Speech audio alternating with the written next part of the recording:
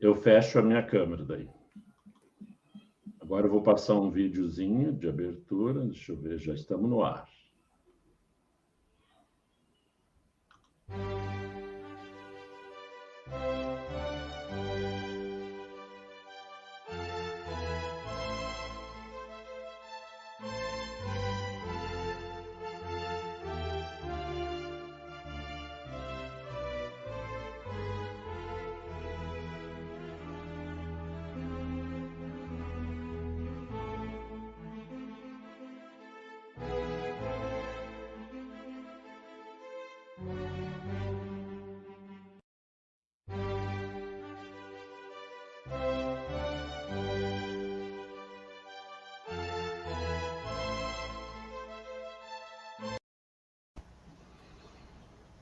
Retomando, né, o nosso segunda atividade do nosso seminário.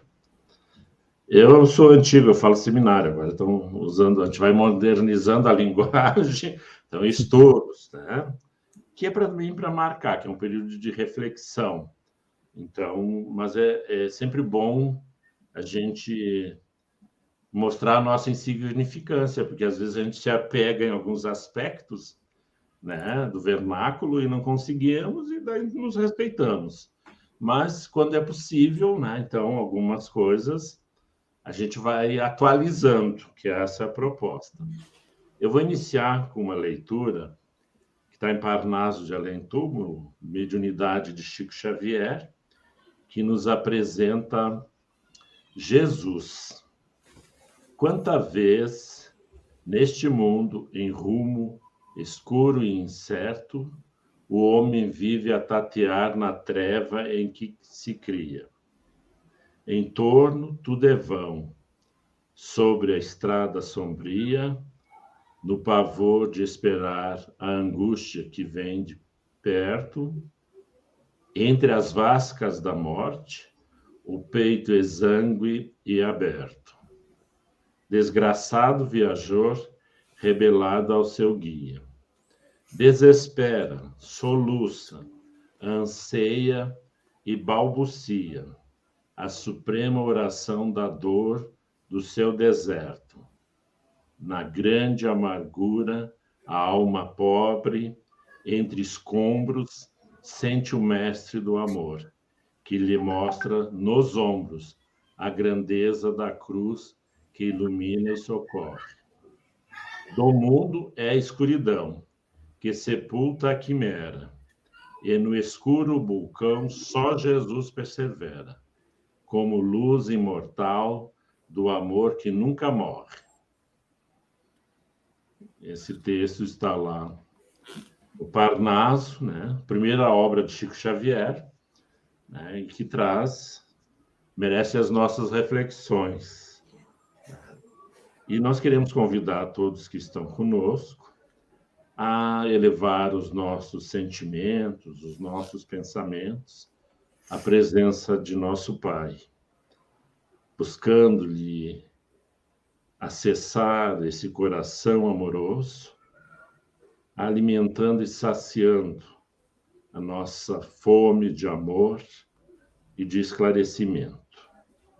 Prosseguindo, Senhor, com as nossas atividades nessas paragens, que possamos atender à Tua vontade, iluminando as nossas consciências, despertando os sentimentos superiores e que, mesmo que os nossos pés estejam nesse estrado lamacento deste orbe, possamos olhar ao alto e vislumbrar as estrelas que nos esperam como um recurso para o nosso aperfeiçoamento e para a nossa liberdade imensa que é oportunizada pelo teu amor por todos nós.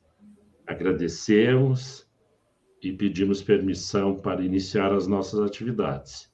Em teu nome, que assim seja, Senhor. Hoje, nós recebemos o nosso irmão Arthur, lá de Niterói, que vai trazer a exposição da sua compreensão do tema que ele nos propõe, e nós gostaríamos de deixar aberto lá no chat, que poderemos acolher as perguntas, e no final o nosso irmão vai estar tecendo considerações, se assim for possível, nós agradecemos. E de pronto, sem maiores delongas, eu perguntaria se servir uma água de coco para o nosso irmão, né? Se já tem um copinho d'água mineral, que são os novos tempos, né, Arthur? A gente não sai dos espaços que estamos e corre por tudo por nossa conta, né?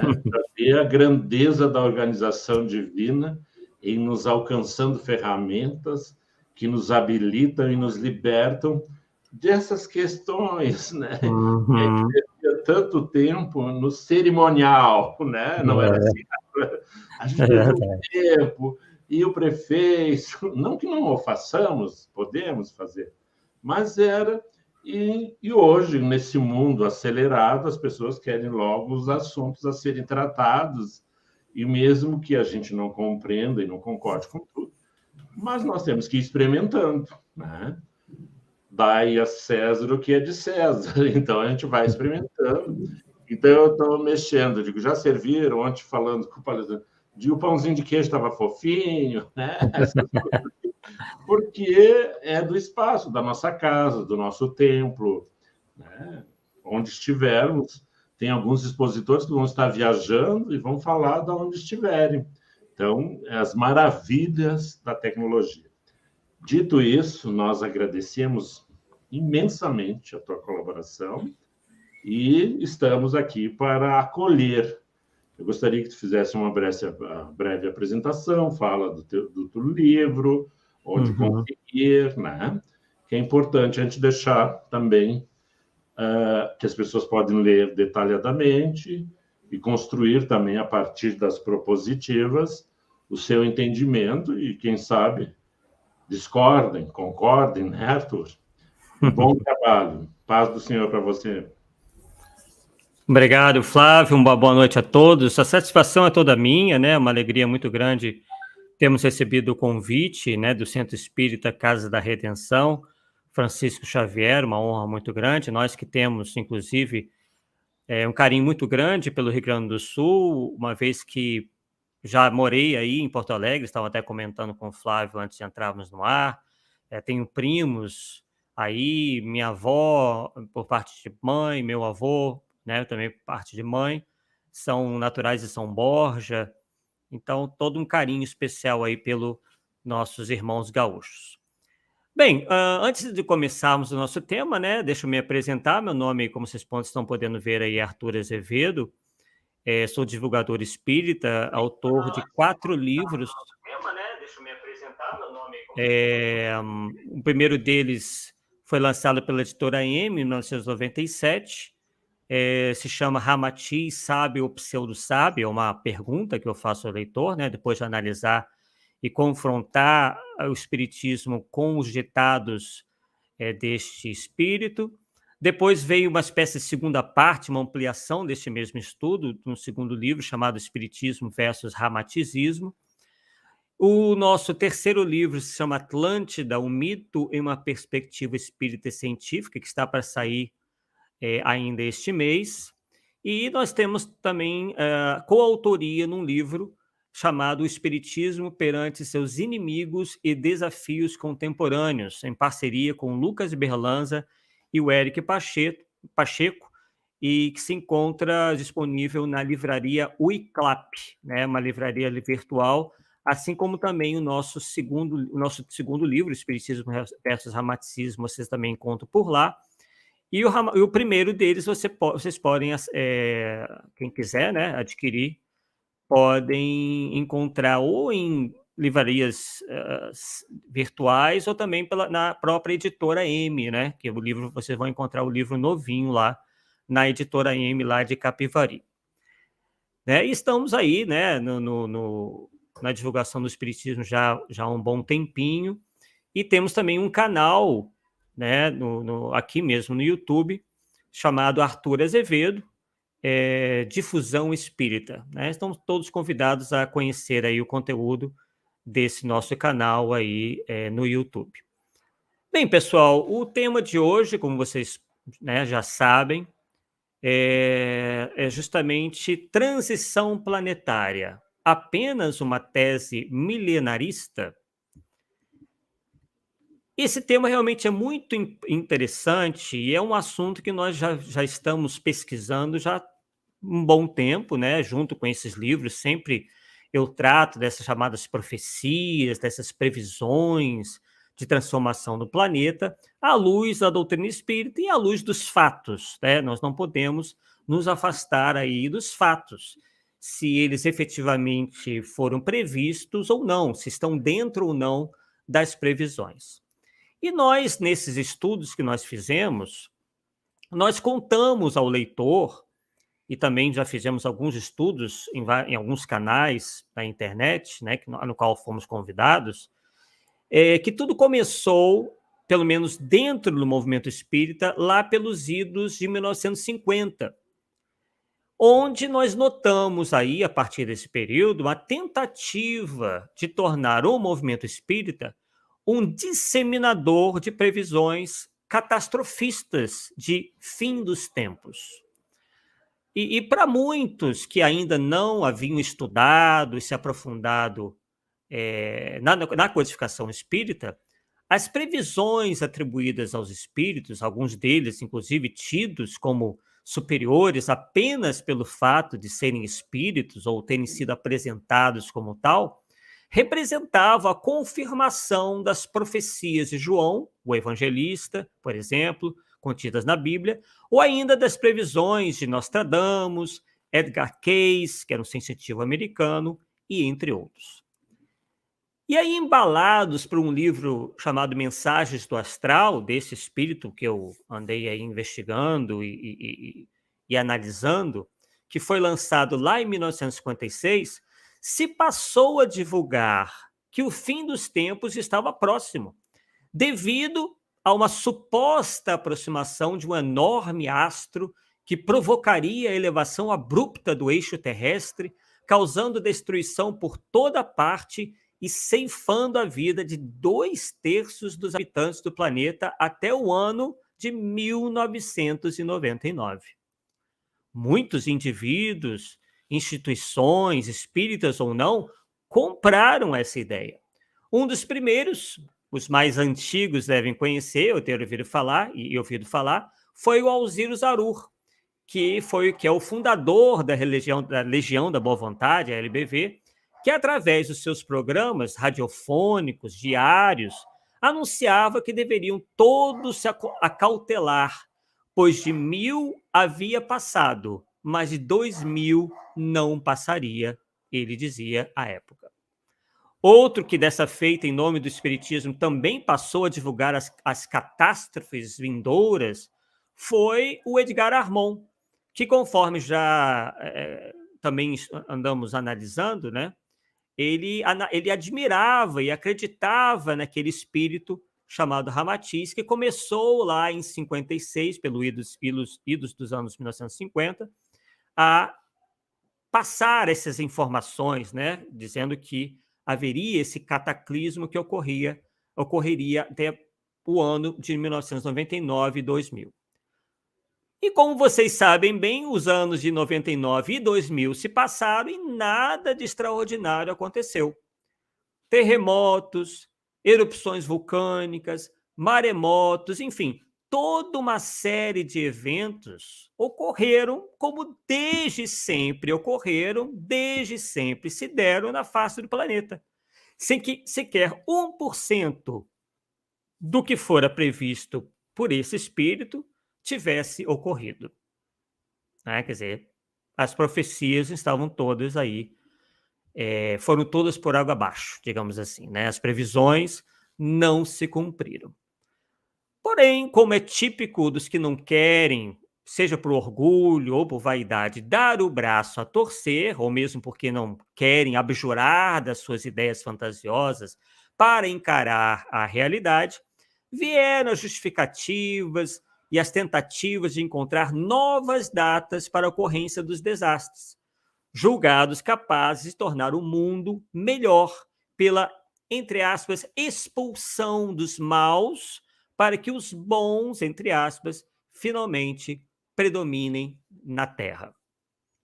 Nada disso, contudo, é novidade, muito menos tem algo a ver com o espiritismo. E aí, pessoal, nós envidamos uma pesquisa, até um pouco extensa, mas que nós iremos resumir aqui pela falta de tempo, onde nós fizemos aí uma espécie de estudo cronológico das previsões ocorridas a partir do ano 1000. Então, nós descobrimos, por exemplo, que às vésperas do ano 1000, teóricos do Apocalipse já previam uma hecatombe. Mas como nada aconteceu, a data certa passou a ser 1033, isto é, 1000 anos após a morte de Jesus. Como vocês sabem, né, 1033 já passou há muito tempo e nada aconteceu.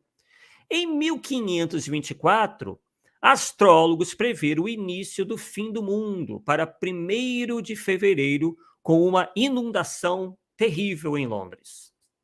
Como nenhuma gota caiu nas cidades naquele dia, a justificativa dada foi que houve um erro de cálculo.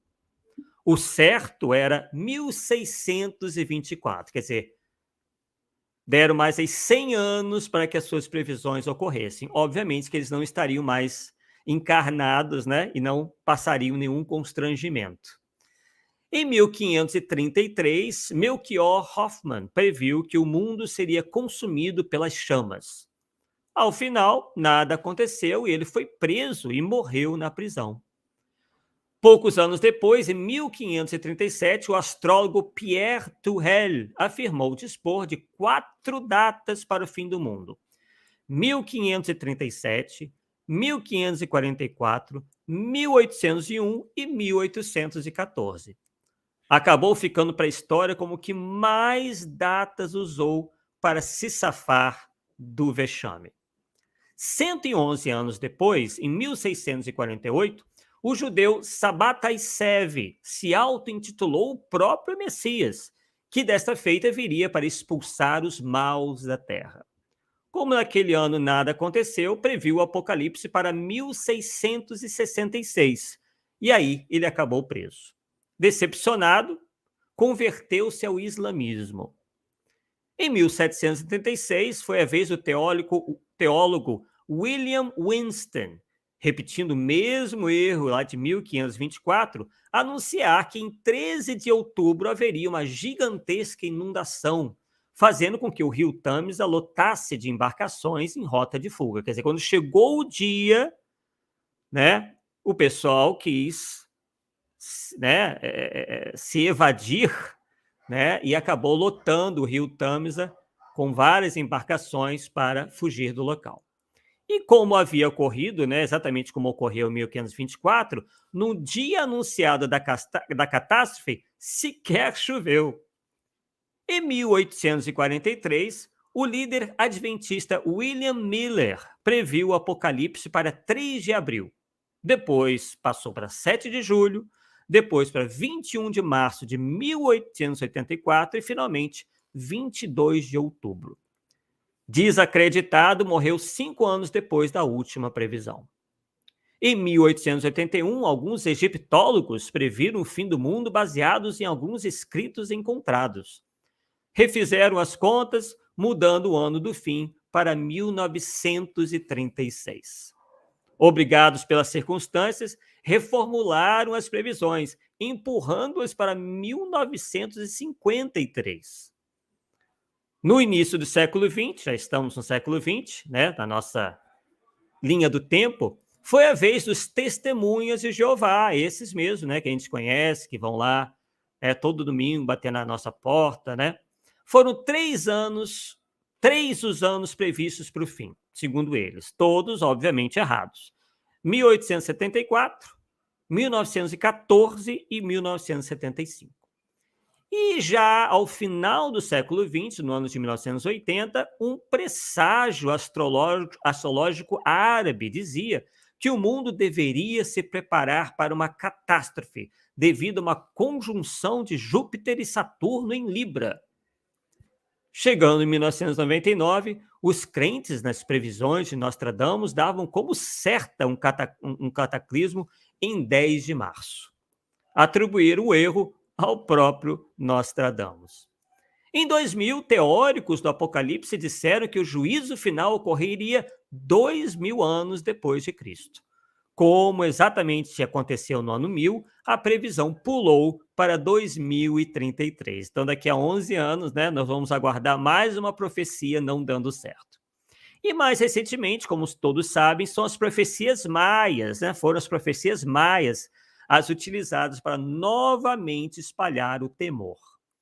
Caminham, né, e caminharam com certeza para o fracasso, porque essas possíveis ou supostas previsões dos maias teria sido para 2019. Perceba que nós tivemos reflexo no nosso movimento espírita, uma vez que alguns confrades se utilizaram de interpretações dessas previsões dos maias para dizer, inclusive escrever livros, né? Porque no ano de 2012 é que já havia uma previsão dos maias, né? E aí eles escreveram, inclusive, um livro dizendo que não seria em 2012, mas em 2019, porque quem teria previsto alguma coisa teria sido o médium Francisco Cândido Xavier, que nós conhecemos como Chico Xavier. Então, essa, né, já essa visão apocalíptica disseminada no meio espírita, que não, inclusive, tem amparo na doutrina, tenta ser um pouco mais light, mais leve nas previsões, uma vez que não seria bem o fim do mundo, mas apenas uma sucessão de catástrofes que provocaria uma seleção entre espíritos mais adiantados e mais atrasados. No entanto, pessoal, apesar dessa sutil diferença, as previsões não têm se mostrado menos equivocadas. Diversos membros, por exemplo, do movimento ramaticista, uma espécie de seita que diz divulgar o espiritismo, mas que vive batendo na tecla da codificação ser ultrapassada e que se auto-intitulam universalistas crísticos ou simplesmente espíritas universalistas, ainda hoje insistem em disseminar as previsões contidas nos livros de Ramatiz, aquele que eu me referi no início do nosso estudo de hoje, que foi publicado em 1956.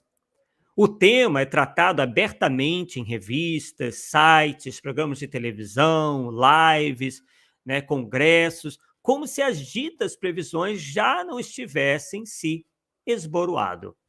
Exatamente, pessoal, como no passado. A tática é encontrar explicações pretensamente racionais ao não cumprimento das profecias e, logicamente, informar novas datas. Prestem bem atenção a esses detalhes, como a história se repete. O primeiro a se arriscar, por exemplo, a gente pode dizer aqui, né, nós já escrevemos sobre isso, foi um médium chamado Roger Bottini, que em seu site na internet, por exemplo, né, só a título de exemplo, afirma que está tudo certo para 2036, então daqui a 14 anos, não é isso? Então ele vai ter bastante tempo para pensar numa explicação plausível para o não cumprimento dessa sua previsão. Então, na verdade, o que ocorre com esses indivíduos que acreditam nessas previsões, sejam elas vindas numa embalagem religiosa ou não? É que esses, pessoal, não desistem da sua crença. Quer dizer, e muito pelo contrário, quanto mais erros acontecem, previsões que não ocorrem, mais elas se aferram a ela. Inclusive, nós encontramos um caso clássico relatado num livro muito interessante chamado Quando a Profecia Falha, de um teórico chamado Leon Festinger, em que ele e alguns colegas, né, ele que é psicólogo, ele e alguns colegas psicólogos, psiquiatras, enfim, se infiltram numa seita do fim do mundo, que era composta de 15 pessoas. Eles acreditavam que uma mulher recebia mensagens de extraterrestres e que o mundo acabaria, segundo essas pessoas, em 21 de dezembro de 1954. Antes da catástrofe, eles diziam que seriam resgatados pela nave-mãe e levados para um lugar seguro. Só eles. Vejam bem como é que acontece, né? Como é que a teoria funciona na cabeça dessas pessoas e das pessoas em geral. E aí, como nada aconteceu, a mulher que se comunicava com os ETs disse ter recebido uma nova comunicação. Tentem bem para esse detalhe, que mais para frente vocês vão começar a ligar as coisas. Em que o grupo, isso se já não ligaram, né? Em que o grupo era elogiado por ter espalhado tanta luz com suas orações que Deus decidiu cancelar a destruição do mundo. Haviam, pois, encontrado um meio de acreditar na profecia. Quer dizer, mesmo a profecia não dando certo, a previsão não dando certo, eles encontraram um meio para eles continuarem acreditando na profecia, continuarem acreditando que era um povo especial, os eleitos, os escolhidos, os únicos salvos, etc, etc. Então, a gente pode perceber também que, direta ou indiretamente, esses crentes, essas pessoas que acreditam nos fins dos tempos, colocam-se invariavelmente na posição de salvos, dos direitistas do Cristo, enquanto que quem não acredita geralmente é posicionado como herético, descrente e esquerdista do Cristo. O fim desses últimos, dos esquerdistas do Cristo, segundo essa mesma mentalidade, deveria ser mesmo morrer, sem dó nem piedade, na visão desses extremistas. Já os primeiros, os direitistas do Cristo, nem cogitam da hipótese de morrer, pois, como são muito bonzinhos, herdarão a terra renovada. E mais recentemente, como já andei adiantando, surgiu a notícia, que eu inclusive comentei num artigo, que já tem muitos anos, chamado Chico Xavier e as Confusões Apocalípticas, onde eu escrevo lá, eu disse lá que o médium Chico Xavier também, segundo alguns, teria feito uma previsão de grandes acontecimentos para 2019 e que o Brasil será praticamente poupado de uma hecatombe, já que aqui é o coração do mundo, pátria do Evangelho. Só faltou dizer que Deus é brasileiro. Então, pessoal, em meio a tantos, digamos assim, absurdos, só nos resta afirmar categoricamente: não há absolutamente nada na doutrina espírita, e ainda vou falar disso melhor, codificada por Allan Kardec, que possa servir de embasamento para essas ideias e previsões. O espiritismo trata da lei do progresso, em que os mundos, de maneira geral, são como escolas, e os espíritos, pouco a pouco, vão se aperfeiçoando em moral e inteligência, a fim de ascenderem a outros mundos mais elevados, mais evoluídos. Diz também, o espiritismo, que muitas das vezes conflitos de ideias acabam sendo o móvel necessário para o progresso geral das sociedades humanas, infelizmente descambando, por algumas vezes, em guerras fratricidas. É isso que nós encontramos nas obras da codificação. Inclusive, Allan Kardec, na Revista Espírita de agosto de 1865, diz o seguinte, abre aspas, o espiritismo tem como objetivo a regeneração da humanidade. Isso é um fato constatado. Ora, não podendo essa regeneração operar-se senão pelo progresso moral, daí resulta que seu objetivo essencial, providencial, é o melhoramento de cada um. Fecha aspas. Então, não será justo que agora, em que mal as ideias espíritas tornam-se pouco a pouco conhecidas e a humanidade em geral sinaliza uma mudança para melhor, mesmo que bastante lenta, nós reconhecemos, haverá Deus de destruir o planeta como um pai que espanca o filho na tentativa de educá-lo de um dia para o outro. A humanidade tem muito a caminhar, sendo que a natureza não dá saltos. Tudo tem seu tempo, o plantio e a colheita. As previsões do Apocalipse geralmente são cridas por quem acha que a colheita possa vir antes da germinação.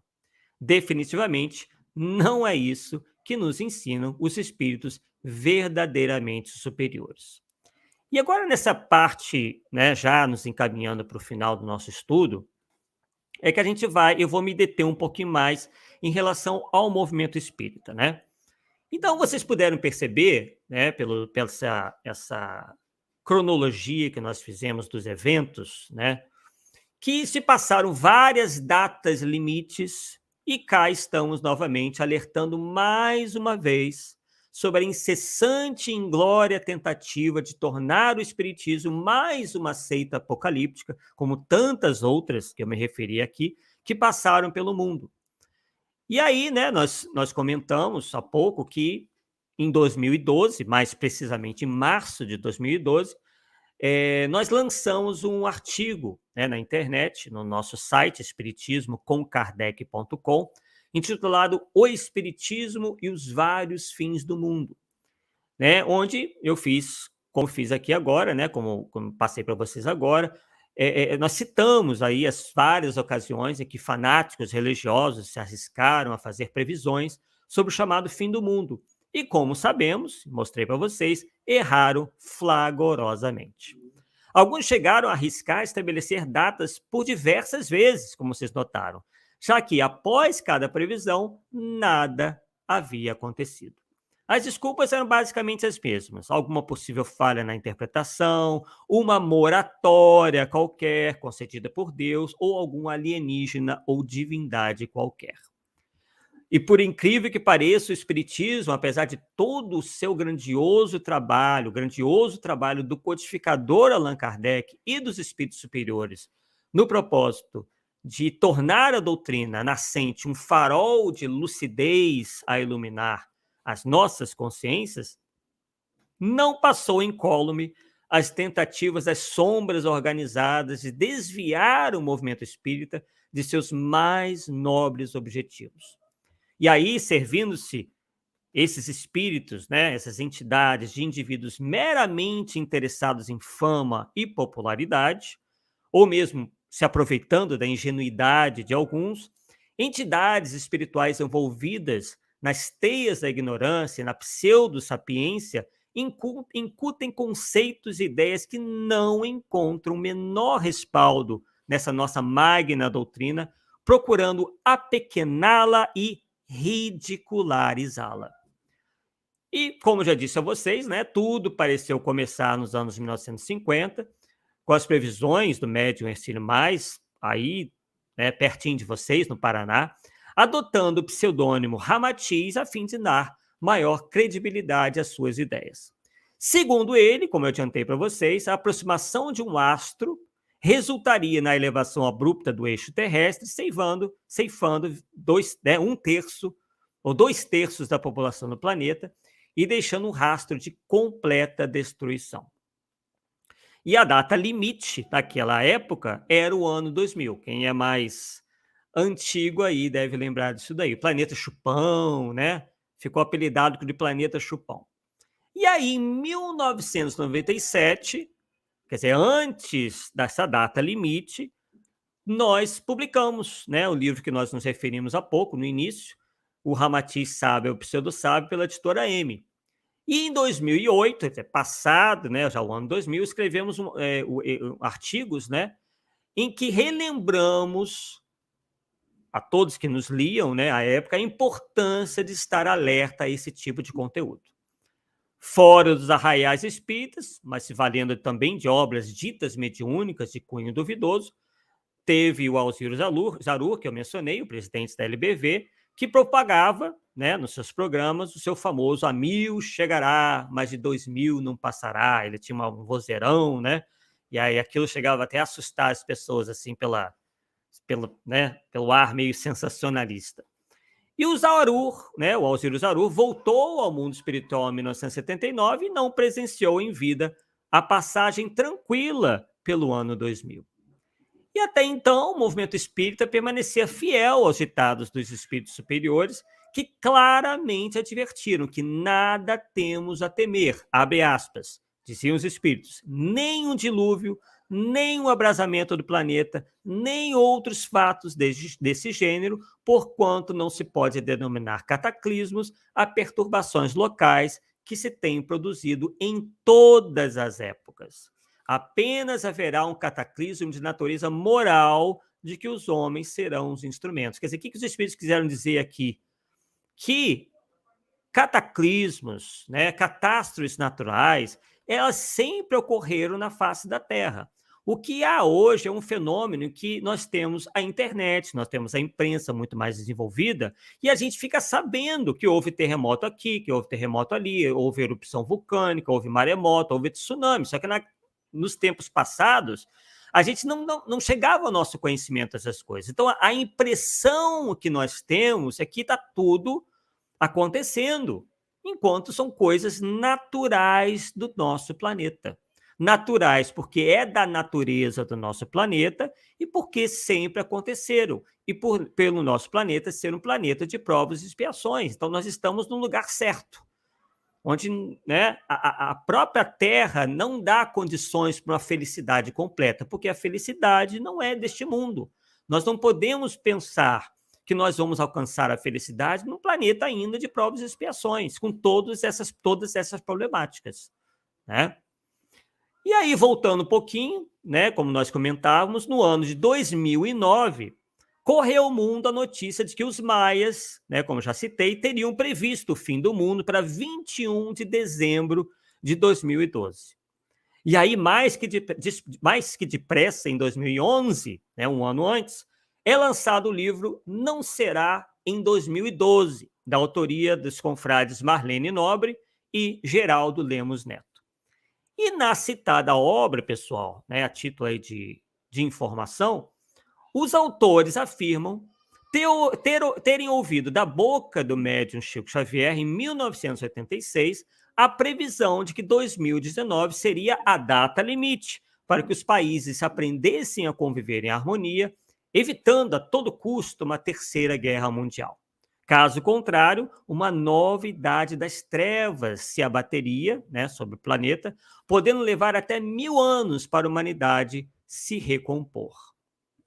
E, como bem sabemos, nem uma coisa, nem outra ocorreu, né? A Terra permanece sofrendo as agruras comuns a um planeta de provas e expiações, como disse há pouco, e nenhum cataclismo ocorreu, nem de ordem natural, e nem causada pela ação humana, uma guerra nuclear, por exemplo.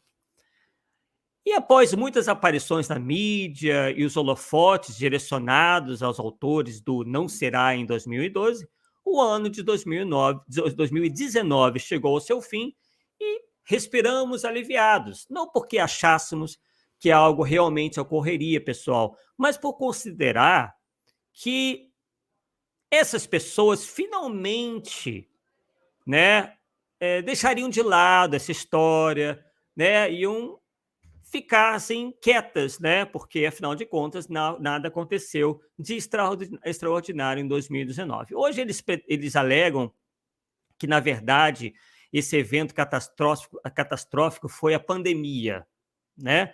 Mas nem de perto se pode dizer que a pandemia, obviamente, foi bastante séria, né? Nós, inclusive, estamos aí no final dela ainda, mas não foi nem perto do que eles andavam prevendo, né? Chegou 2020, pessoal, e, para nossa surpresa, em meio a uma pandemia pelo coronavírus, surge a notícia de que o ano fatídico é, na verdade, 2057. Novamente, é o senhor Geraldo Lemos Neto, chamado também carinhosamente de Geraldinho, fundador da Vinha de Luz Editora, quem revive sozinho a profecia, já que a senhora Marlene Nobre desencarnou em 2015. E, reafirmando a todo momento ter convivido com Chico Xavier, o senhor Geraldo se faz valer da boa fama do médium mineiro para deflagrar novamente a sua campanha com a velha e surrada cantilena apocalíptica, sem menor embasamento doutrinário e factual, com todo o respeito que nos merece. Para piorar, dessa feita, as previsões incorporam teses ufológicas, lembram lá da seita do Leon Festinger? Pois é. E futuros contatos diretos com extraterrestres e suas naves espaciais. A alegação dessa feita, pessoal, é que a humanidade conseguiu resistir a uma não conflagração de uma guerra nuclear e que, assim, segundo teria dito o Espírito Emmanuel no livro Plantão de Respostas Pinga Fogo 2, o mundo estaria regenerado em 2057, contrariando, inclusive, uma outra mensagem sua contida na obra Encontros do Tempo. Esse livro, Encontros do Tempo, é da editora ID, tá? Instituto de Difusão Espírita, ID, que é de autoria, né, do Hércio Marques Arantes, né, para quem quiser consultar essa obra, Encontros no Tempo. Publicado, inclusive, na época em que Chico Xavier ainda estava entre nós, ele estava reencarnado. E consta o seguinte, então, para vocês perceberem aí a diferença, tá? Então, teria dito Emmanuel lá atrás, na época que Chico Xavier ainda estava entre nós, o seguinte, abre aspas, muitas realizações para o terceiro milênio, segundo Emmanuel, poderão talvez ocorrer depois de 2990. Olha o contraste das datas. Imaginemos, pois, certos fenômenos, continua ele, de triagem para séculos não muito próximos. Os amigos desencarnados afirmam que na próxima galáxia de cuja vida e grandeza compartilhamos, existem numerosos mundos de feição primitiva, aptos a nos receberem para estágios mais simples de progresso espiritual, caso não queiramos seguir o surto de elevação em que a nossa Terra está penetrando. Então, essas realizações poderão talvez ocorrer depois de 2990. O Espírito é bem claro, bem diferente dessas previsões que foram feitas depois, né, dizendo terem sido Chico Xavier, depois que ele já havia desencarnado. Então, a gente vê claramente uma imensa discordância sobre datas atribuídas ao mesmo Espírito. E aí eu pergunto a vocês, em qual deveríamos acreditar? Bem, segundo a doutrina espírita, o processo de transformação é atual, não sendo, portanto, algo a se iniciar no futuro. Encontra-se em plena marcha. Em A Gênese, de Allan Kardec, né, que nós bem conhecemos, capítulo 18, nós aprendemos que cada vez mais menos espíritos inclinados ao mal reencarnam na Terra e mais espíritos propensos ao bem viriam em seus lugares.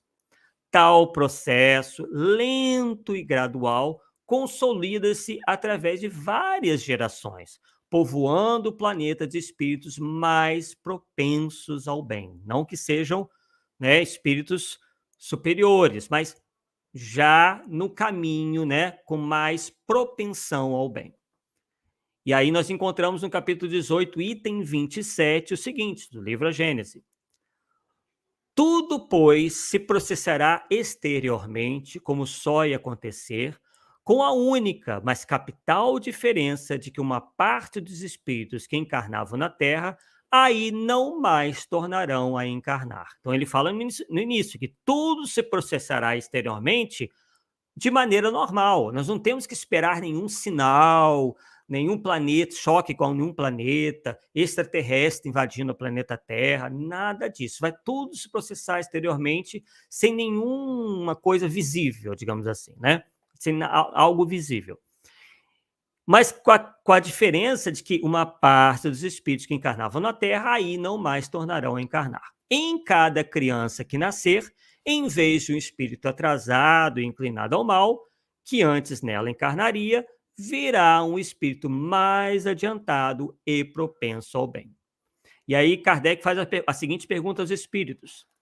Disseram os espíritos que os tempos são chegados em que tais coisas têm de acontecer. Em que sentido, pergunta Kardec, se devem tomar essas palavras? E os espíritos respondem, em se tratando de coisas de tanta gravidade, que são alguns anos a mais ou a menos. Elas nunca ocorrem bruscamente. O que seria ocorrer bruscamente, pessoal? É dizer que nós estando em 2022, 2057 planetas já estaria regenerado ou em vias de regeneração. Isso é ocorrer bruscamente, porque nada se processa assim, em 2 décadas, em 3 décadas. Né? E os espíritos reafirmam isso. Essas mudanças nunca ocorrem bruscamente, como o chispar de um raio. São longamente preparadas por acontecimentos parciais que lhes servem como de precursores, Quais os rumores surdos que precedem a erupção de um vulcão? Pode-se, pois, dizer que os tempos são chegados, sem que isso signifique que as coisas sucederão amanhã. Significa unicamente que vos achais no período em que se verificarão. Então, realmente, nós estamos num período de transição, mas que isso ocorre, né? Isso vai ocorrendo lenta e gradativamente, sem nada, né, que sinalize, né, essa mudança. E aí, né, nós escrevemos, inclusive, nesse artigo, o seguinte, que essa busca por fama, por holofotes, apesar das previsões que nunca se cumprem, continua a todo vapor. Então, né, temos aí vários aí cravando suas datas limites, um que eu já mencionei para 2036, outros para 2057, né, onde se prevê essas hecatombes, esses fatos sensacionais, né, muitas vezes aterrorizantes, e nada acontece. Então, queridos amigos espíritas, vocês aí de Caxias e também do mundo inteiro, né, porque nós estamos falando em internet, pela internet, a internet alcança todo o mundo, né? Nós não podemos, né, na nossa mensagem agora, para finalizar, assistir impassíveis essas absurdas tentativas de ridicularização do espiritismo da parte de indivíduos que agem de maneira irresponsável e inconsequente, que, em nome da doutrina, intentam espalhar o terror e a apreensão, jogando o espiritismo na vala comum das seitas apocalípticas, aquelas que eu mencionei no início do nosso estudo de hoje. Esses, queridos amigos, só se calarão quando denunciarmos a plenos pulmões essas imposturas, conduzidas com o intuito de adquirir notoriedade e vendagem de livros, com os quais oferem elevados lucros e projeção social. Então, a mensagem que nós temos para vocês, queridos amigos, é isso, que nós utilizemos aí da razão, da lógica, da observação e fiquemos atentos a essas previsões, uma vez que realmente o futuro a Deus pertence, né? Realmente a capacidade de presciência, ela existe, só que ela é dada apenas a espíritos de grande elevação, né? E há, inclusive, fatos que, segundo os espíritos superiores, só Deus conhece. Nem os espíritos mais elevados, né, dão efetivamente conta de conhecer antes que se operem. Ok? Então, ficamos aí muito agradecidos pela oportunidade de levarmos essas nossas reflexões, né? Não nos julgamos aqui donos da verdade, mas estamos convidando a todos vocês a uma reflexão sobre esse tema, porque amanhã ou depois, né, amanhã 2057 vai vir. Possivelmente, como das outras feitas, nada vai acontecer. E como vai ficar o espiritismo nisso tudo, né? Segundo perante a opinião pública, né? E perante os próprios espíritas, que estarão esperando aí esses fatos, essas coisas miraculosas praticamente, e sendo que os espíritos superiores dizem que nada exteriormente vai se operar. Então, agradecemos aí e ficamos aí, Flávio, à sua disposição para quaisquer perguntas que, porventura, possam surgir sobre o tema de hoje. Sim. Como a gente tem dificuldade ainda com a operacionalização, então eu Sim, vou colocar em duas partes, tá? Porque perfeito. a pessoa tentou colocar no chat, não entrou. Tá? Uhum. Só deixa eu olhar aqui, meu querido. Deixa eu ver. Ah, aqui. Tá, daí Kardec trabalhou a ideia de uma ética de fraternidade que unisse as pessoas e principalmente atendesse aos.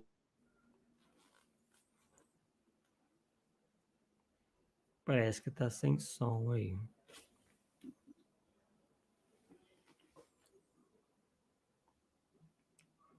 Parece que eu não estou ouvindo, parece que deu uma congeladinha aí. Vamos ver se melhora.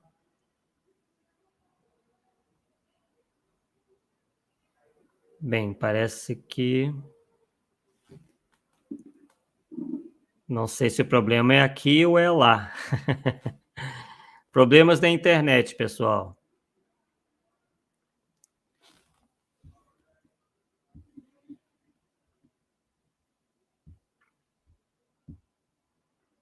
Alô?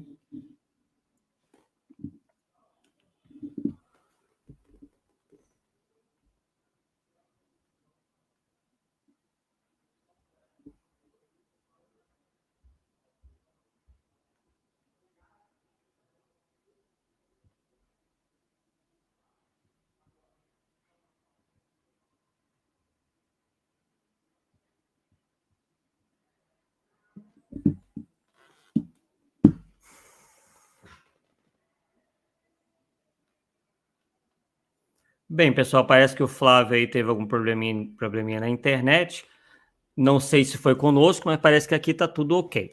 Bem, a pergunta foi: Kardec trabalhou a ideia de uma ética de fraternidade que unisse as pessoas e principalmente atendesse aos interesses da sociedade. Como tu vês o Espiritismo sendo corrente filosófica diante das... Bem, depois, né, tá ali cortado. Eu acredito que o Flávio tenha caído, né, e a gente não tenha podido ouvir aí. Bem, opa, eu acho que está voltando, ó. Não, Opa, voltou. Voltei. Daí eu vou complementar a pergunta, tá? Ok. Porque, na realidade, é aquilo. Nós estamos aprendendo e não temos vergonha de mostrar que estamos aprendendo. Diante das falas de nova era, nova terra, e mesmo as ideias de regeneração, como se encontra na obra kardeciana. Contigo, meu irmão. Bem, realmente, o que nós entendemos é que nós devamos realmente lutar contra as nossas mais paixões, as nossas mais tendências, uma vez que nós, individualmente, não teremos que esperar o mundo, a Terra, né, o nosso planeta, nossa sociedade se regenerar para que nós nos regeneremos.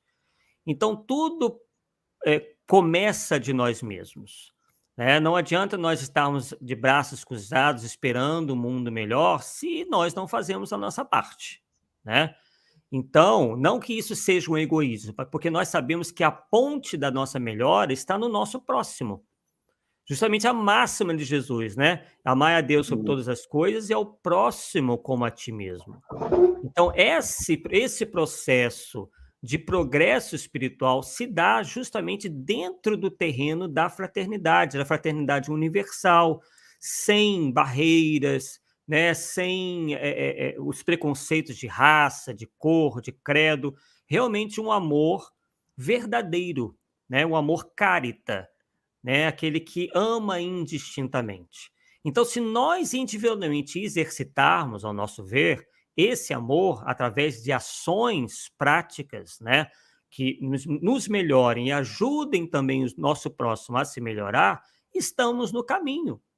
E amanhã ou depois não teremos que esperar, né, o mundo melhorar para nós melhorarmos. Nós, possivelmente, o que acontece? O que nós aprendemos com o Espiritismo? Que quando nós já estamos em condições, nós saímos do mundo que nós estamos e partimos para um mundo melhor.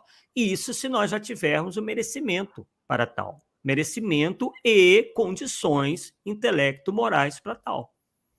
Né?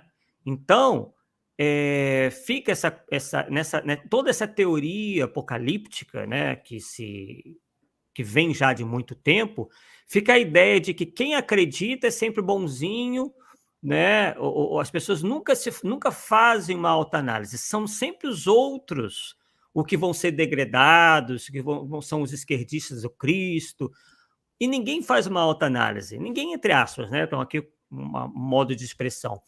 Mas isso para demonstrar que nós temos que fazer uma autoanálise. Será que nós efetivamente estamos merecendo um mundo melhor ou estamos contribuindo para mantê-lo como está? Né? Então, acredito que o momento seja de reflexão, principalmente individual, né?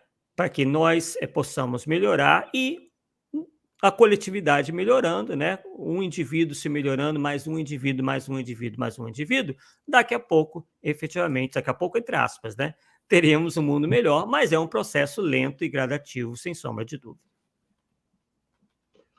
Arthur, durante as tuas colocações, tu apresentou essa pauta ali, dessa questão que, entre o nosso movimento, apresenta essas formas, né, de previsão. Não sei qual é a utilidade, mas eu só quero falar que um dia eu encontrei uma familiar, assim, caminhando na rua, e daí ela teve um período que estava em sofrimento, por perda de familiares, e daí elas sempre foram, era um bandista, mas sempre iam ao centro espírita e tal. Daí ela olhou bem para mim e ela disse: eu não estou conseguindo mais acreditar. E daí eu fiquei assim, porque a gente acolhe, né, Arthur? Daí eu digo, tá, por quê? Mas não sei, parece que só querem vender livros. Não faz muito tempo, alguns meses atrás. E daí, e sabe que aquilo ficou me incomodando, assim, porque eventualmente, né, eu sempre digo que a obra kardeciana era bom que tivesse na caixa d'água da cidade, ou seja, nós aqui na instituição desenvolvemos por prática sempre ter o Evangelho, o Livro dos Espíritos, quando é possível, para graciosamente ofertar às pessoas que vêm, às vezes, e não importa a classe social. Tu tem o Evangelho? Só um pouquinho, leve. Tem o Livro dos Espíritos, né? O que a gente tem ali, né? A gente compra. Mas daí tu apresentou, porque na realidade esse comportamento assim de trazer a desgraça, de anunciar, isso aí é uma busca de um controle de massas, né? Porque daí tu submetem. Eu estou falando, depois tu me corrige, assim, pelo teu olhar, né? Porque eu vejo que é uma busca de um controle, né? E a gente que vem das várias práticas de espiritualidade, chegamos ao espiritismo, e se permanecermos, né, a gente às vezes traz as nossas práticas, né? Eu sempre mexo, né? Então aqui no Rio Grande do Sul os espiritólicos, né? Esses dias eu estava mexendo com a Arlete e digo: eu sou espírita pentecostal. Mas como assim? Né? Digo, a gente vem das reformadas, né? E tu acha que a gente não tem práticas dentro do espiritismo?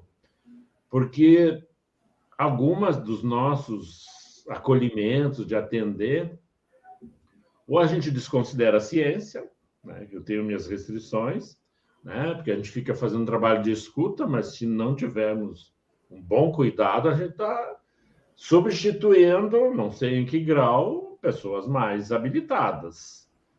Então, então é a prática que a gente vê, mas essa de enunciar, de anunciar, né, que gera esse sofrimento, eu não sei qual é a utilidade, mas a gente faz, e as casas, assim, e sempre tem o médium principal, né? E uma coisa que eu tenho observado é esse buscando legitimidade no nome de Chico Xavier. Exatamente. Várias, né? Mesmo os bons. Mas, né? Qual é a tua experiência, Arthur? Eu acho que as tuas observações como espírita te levou a produzir essa proposta para que a gente abandone, né? esse jeito, né? Não sei se é um sistema, porque na realidade eu acho que o nascedor está nessa visão que a gente tem, como eu citei no início, a gente vem das outras práticas. Eu levei muito tempo para abandonar algumas coisas e ainda sou. Eu digo, às vezes eu preciso, mas né, também eu não posso detratar, né, um ensino tão belo, né? Mas eu queria que tu amarrasse um pouquinho mais isso. Realmente eu concordo, né, com tudo que você colocou, isso vem acontecendo mesmo, né? Somos aqueles que têm não atacado pessoas, mas ideias. Obviamente temos que, às vezes, citar nomes, porque as pessoas também querem pesquisar, querem saber a origem das ideias, então tem toda a liberdade de ir nessa origem e concordar com elas, né, se assim o entender, que elas estejam certas. E só que nós não concordamos, né? Nós achamos que há realmente um sensacionalismo, há uma apropriação indébita, né, do nome do Chico Xavier, como se ele fosse assim quase como um semideus. Nós respeitamos, né, obviamente, o Chico Xavier, uma figura ímpar dentro do movimento espírita, médium de grandes possibilidades, né, demonstrou isso, mas as pessoas têm exagerado, principalmente depois do desencarne dele, uma vez que ele nem tem mais condições, pelo menos entre nós, de se defender, de se manifestar, né? Embora dificilmente o faria, né? Porque muita coisa aconteceu também com o conhecimento dele e ele se calou, né? Era o jeito dele, ele escolheu assim, né? Enfim. Então, há realmente indivíduos e grupamentos interessados nesse endeusamento por vários motivos, e isso vai colidir, e nós temos apontado isso em várias ocasiões, principalmente num programa lá pela Rai TV, que nós temos toda quarta-feira, chamado Polêmica Espírita, onde nós demonstramos lá, por A mais B, digamos assim, que Chico Xavier jamais teria sido possível que fosse a reencarnação de Allan Kardec. Então, por exemplo, esse mesmo grupo já disse que Chico Xavier foi Allan Kardec, foi Platão, foi Francisco de Assis, foi João Evangelista. Meu Deus, quem mais vai ser Chico Xavier? Quer dizer, será que dentre bilhões, trilhões de espíritos, eles sempre, as grandes figuras que passaram pela humanidade, sempre vão se constituir um só espírito? Será que não tem mais espíritos para ser Platão? Será que não tem mais espíritos para serem Francisco de Assis? Allan Kardec? Precisa ser todos um só espírito? Então, isso não faz o menor sentido. E quando a gente vai ler as próprias obras de Chico Xavier, lá consta, por exemplo, que ele teria tido um encontro espiritual com o próprio Francisco de Assis, por exemplo, né? Só para citar aqui para as pessoas verem, quando ele visitou um centro em Goiânia, cujo patrono era Francisco de Assis, e o próprio Chico Xavier relata ter tido a visão de Francisco de Assis visitando aquele local. Então, como é que ele pode ter sido Francisco de Assis e ter visto a si próprio? Quer dizer, não faz o menor sentido. Então, percebe que são teses feitas lá vão ter, né? E com um pouquinho de pesquisa, você já vê que são teses facilmente desmontáveis, que são feitas apenas para, como a nossa amiga lhe falou, vender livro, adquirir curtidas e visualizações em YouTube, para o indivíduo ter assim, certo domínio, inclusive, você falou bem ali, um projeto de poder. Pelo seguinte, veja bem, porque esses indivíduos dizem todos terem tido uma ligação muito forte com Chico Xavier, né? E aí, na medida em que eles se propõem interlocutores do médium Chico Xavier, e o próprio médium Chico Xavier teria sido Allan Kardec, então eles praticamente estão com toda a narrativa pronta para dizer o que é, o que não é espiritismo, porque afinal basta dizer, não, o Chico Xavier me falou que é assim, que é assim, que é assado. Percebeu? Qualquer dúvida eles vão poder sanar, porque afinal de contas eles estavam sempre na presença do próprio codificador reencarnado, né? Então é uma maneira de eles, né, desse grupo ou indivíduos aglutinarem o espiritismo sob as suas cabeças, porque, afinal de contas, eles são os interlocutores do maior médium, segundo eles, que já existiu e que era, ao mesmo tempo, o próprio codificador, né? Então, é muito triste a gente ver isso acontecer. Permita, eles não me conheceram ainda, né, Arthur? Que interessante, porque, na realidade, essas observações e é que eu tenho lá no Evangelho. Sim. Em armadilha de lobos, só cai lobos. Não vai pegar, né, uma garça, né? Vai pegar o lobo. Então, e é o que a gente vê, porque a gente está num período difícil da história humana, mas como outros já houveram. Claro. E a questão das estruturas, porque eu, dentro da minha ignorância, eu vejo que precisa sossobrar todas essas estruturas, porque ela já não atende mais à realidade, né? Então, por exemplo, o movimento espírita, né, que de movimento já não tem mais nada, ele é uma igreja, né?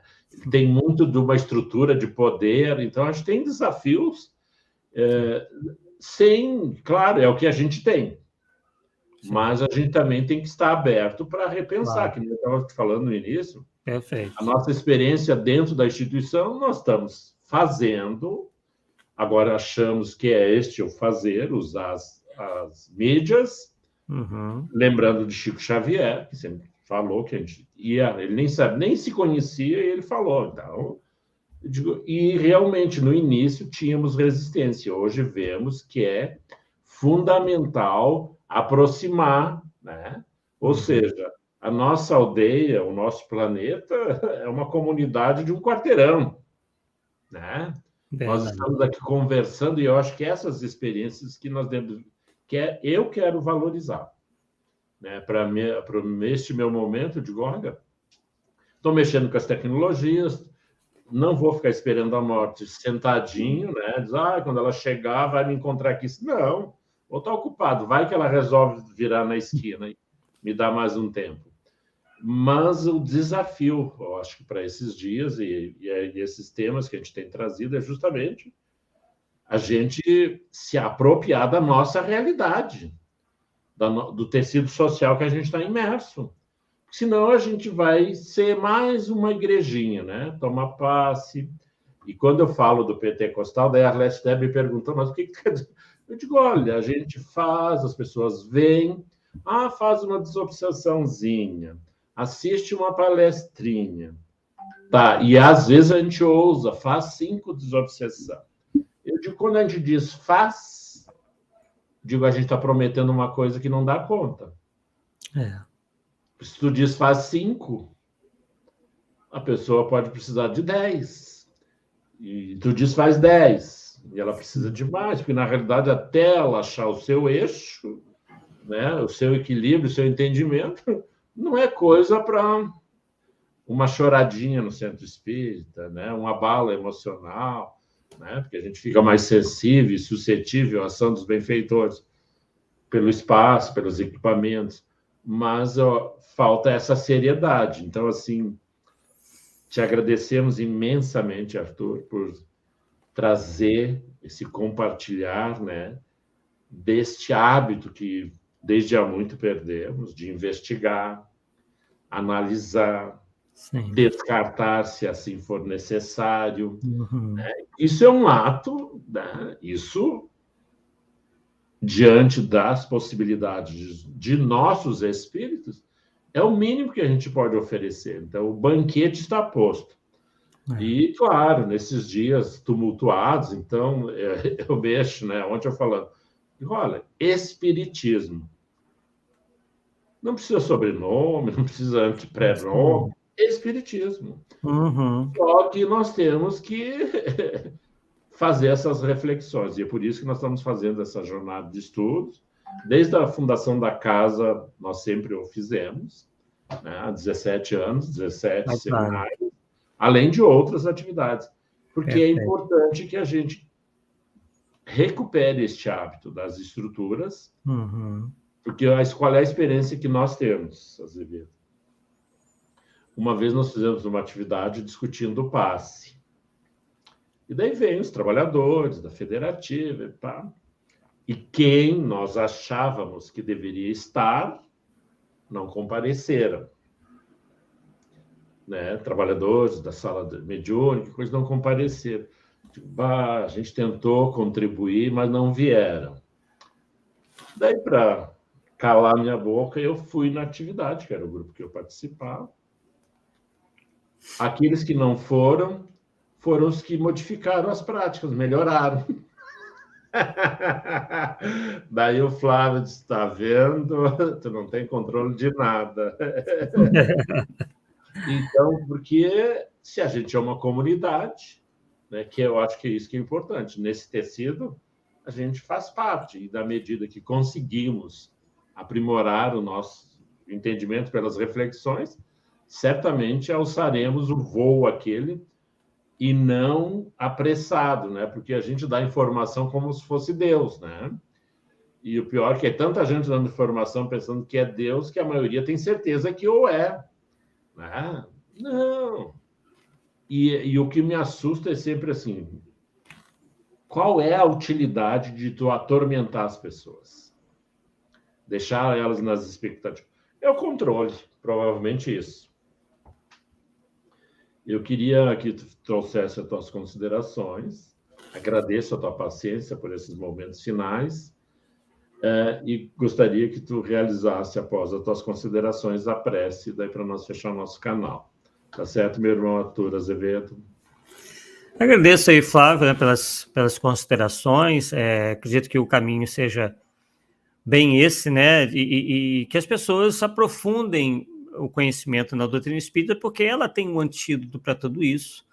Só que, infelizmente, como o estudo às vezes é relegado ao segundo plano, então essas armadilhas são armadas, né? São colocadas e muitos acabam caindo nelas, né? Pela falta pela ignorância mesmo, né? Ignorância no sentido aí da falta de conhecimento. Então, nós agradecemos aí a vocês, desejamos aí boa sorte nos estudos, né, nesse ciclo aí de estudos que estão sendo feitos. Me pareceram realmente muito interessantes, todas as temáticas, né, oferecidas. E estamos aqui, né, estaremos aqui à disposição para ajudarmos no que estiver ao nosso alcance. Então, nesse momento, né, vamos fazer a nossa prece, agradecendo a Deus, acima de tudo, a Jesus, nosso mestre amigo, os espíritos superiores, enfim, os espíritos que nos são simpáticos, a todos nesse nosso trabalho de divulgação, de conhecimento da doutrina espírita, no esforço que envidamos para o nosso melhoramento. E, além de pedir, temos muito mais a agradecer por essa oportunidade, estarmos aqui encarnados, procurando aí fazer o máximo para o nosso melhoramento e também para aqueles que nos cercam.